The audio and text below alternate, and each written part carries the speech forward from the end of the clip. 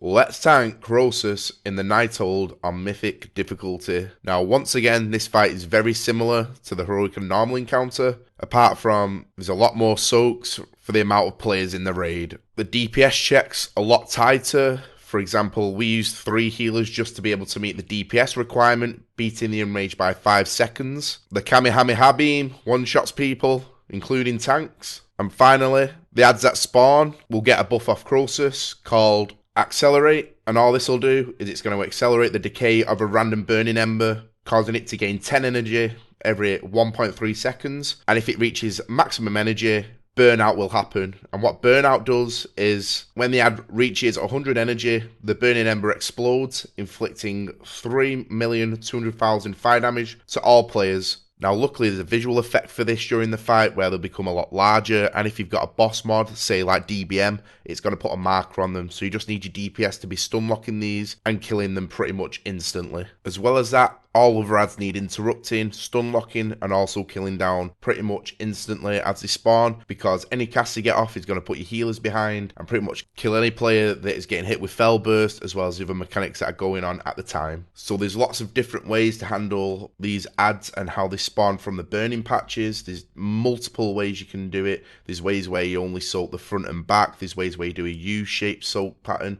The way we found the best to do, however, was just to send everyone to the back, even including melee, and soak from the back forward, so only ads spawn nearer to the boss. This is so that melee can help DPS any ads, including the furthest ones back, and this is so that when Orb of Destruction comes out with the overlap of ads, melee aren't automatically going to get chunked down enough after soaking that they're going to die. Now, an example of how we actually handled our soaking and players is we'd have a back 4 or 5 row of ranged players who would always go right to the back. 2 would go to the left of the bridge, 2 would go to the right, and then they'd soak the furthest ones back. We'd then have another back 4 row, which consisted again of range and very high mobility melee, so say rogues who can sprint back there, and a Windwalker monk who can Transcendence back there, and they'd then push back pretty much on top of these other range that are already back there, and then go forward and soak any other patches. All the rest of the melee would take anything from this point onwards, and healers would pretty much stay in the center and take anything there. Tanks would then try to soak either to the left or to the right, depending on where their patches were,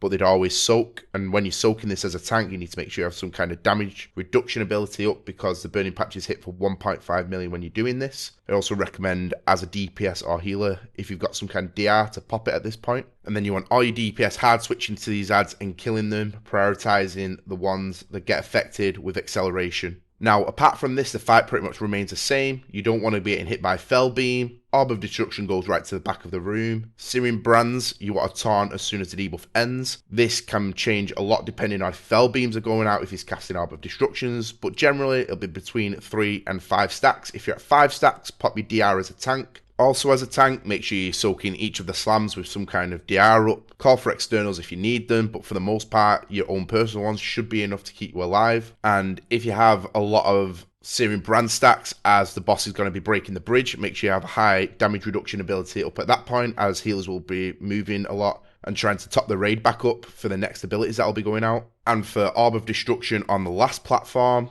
the best way we handled it was we'd do the beams, and whatever side we was on for the last beam, we'd go top left corner, for example, and the Orb of Destruction would go bottom right corner, just to get the maximum distance between the orbs. And you need to be tied up with some kind of raid cooldown up, and this should keep you alive for every orb that goes out. Apart from that, the last platform Orb of Destruction hits really hard. Every other one you can reduce the damage by being as close to melee as you can as a range, so especially on the second platform where a lot of abilities overlap, you want to get as close to the range stack as possible, while still having the movement speed abilities to go and do your soaks. And always keep an eye on your timers and look out for what abilities are going to be overlapping. And if you get, say, below 40% health, just pop a health pot or a personal cooldown just to stay alive, as you will be 3 healing this fight on your first kill, and it's very strenuous on the healers. They pretty much don't have time to sit and regen any mana, because they're just constantly healing everyone up. Anyway guys, that's pretty much the strat for Krosus on Mythic. I hope this video helped you get the kill. Please like, comment,